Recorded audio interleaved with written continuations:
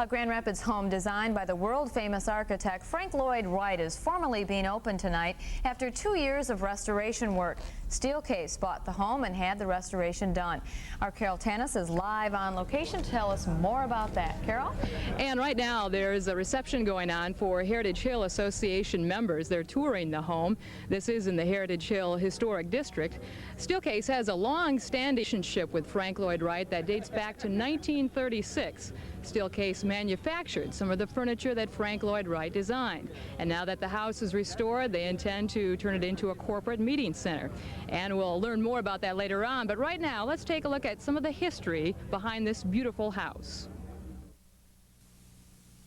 So long, Frank Lloyd Wright, I can't believe your son is gone so soon. Frank Lloyd Wright died in 1959, but he lives on through his architecture. Wright was commissioned to build this house by Grand Rapids clothier Meyer May. Meyer May was known for his flamboyant style and was one of the first merchants to sell clothing on hangers. Wright and May made an excellent pair because they both appreciated new ideas. The design of the house with its horizontal lines and unique furniture was a new idea and probably turned a few heads when it was completed in 1909. Steelcase bought the home about 2 years ago and has spared no cost in restoring the original state when owned by Meyer May. Through countless hours of research and interviews, many original pieces of furniture designed by Wright for the house were retrieved. Steelcase will now use the home for its corporate meetings. Right here with me now is the Chief Executive Officer of Steelcase, Mr. Robert Pew. Now that the house is restored, tell me, what does this mean for the community of Grand Rapids?